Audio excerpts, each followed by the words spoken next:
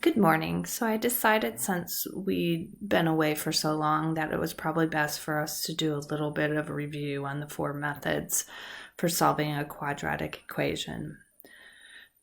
Hopefully you saw my new message and you were able to print out this blank classwork assignment. If not, just pause this video and go ahead and do that. Or you can just write it out on a sheet of paper. That's fine too. We're going to do 5 problems together, one from each section, and then the remainder of this will be your homework assignment that you will then send back to me on the due date. Okay, so let's begin with the square root theorem. If you remember number 1 in the square root theorem, you want to make sure that you have just an a squared term or some kind of variable squared equal to some number. So if I look at number 1 and it's 10a squared minus 10 equals 630, I'm going to add 10 so that I'm getting a by itself. So now I have 10a squared equals 640. I still don't have just a squared by itself, so I'm going to divide by 10. When I divide 640 by 10, the zeros go away, so I'm left with a squared equals 64. I still don't have just a. To undo something squared, remember you are taking the square root. When you take the square root of the other side, it's positive or negative. So by taking the square root of a squared, it becomes a equals plus or minus, and 64 is a perfect square. So you get a equals plus or minus 8. Okay, so that's a refresher on square root theorem. Let's go to factoring. To factor, looking at number 3, x squared minus 8x plus 15 equals 0. Remember to put it in standard form, it is. You are looking for factors that multiply to 15 and add to negative 8. Okay, so I think of 3 and 5. That does multiply to 15. It does not add to a negative, so I'm going to have to make both 3 and 5 negative, and then that works.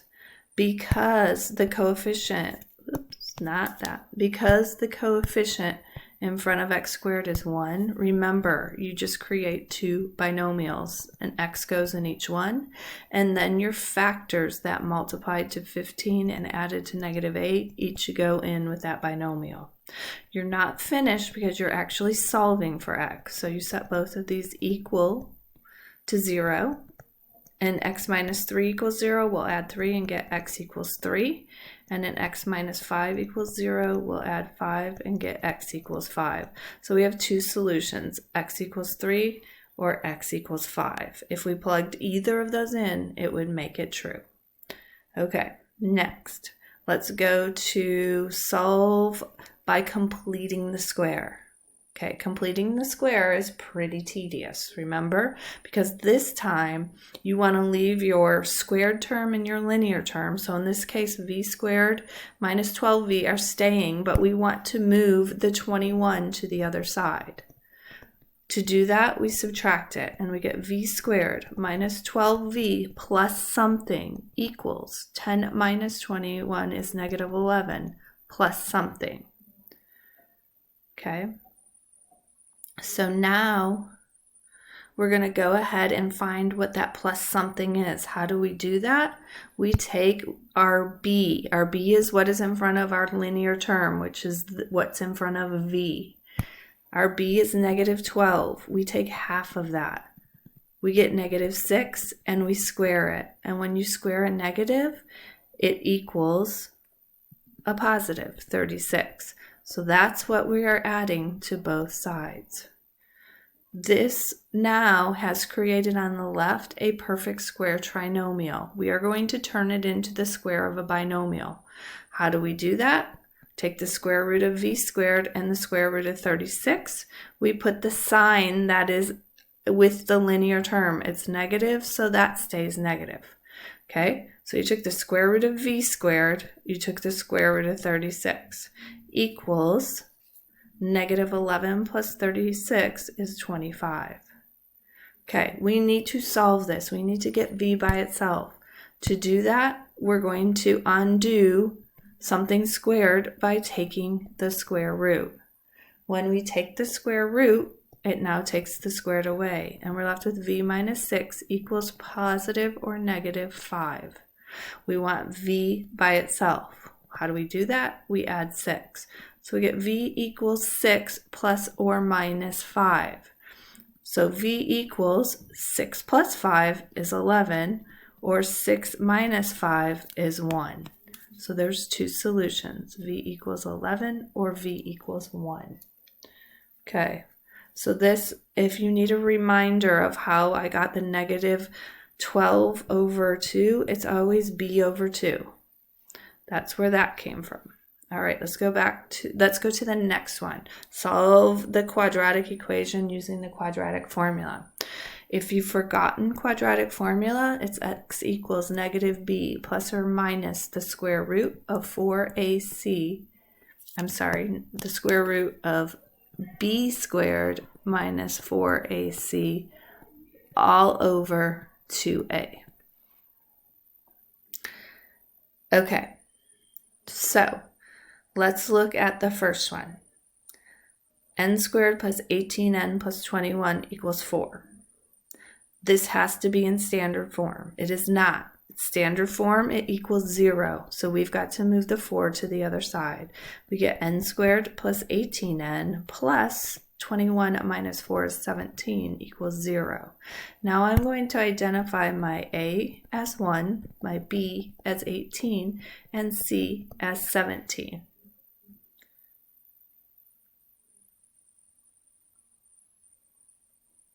From there, I'm going to say x equals, and I'm replacing negative b with negative 18, plus or minus the square root of b squared, that's 18 squared, minus 4 times a, which is 1, times c, which is 17, all over 2 times a, or 2 times 1.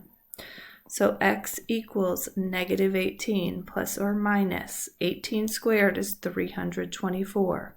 4 times 1 is 4, times 7 is 68, all over 2.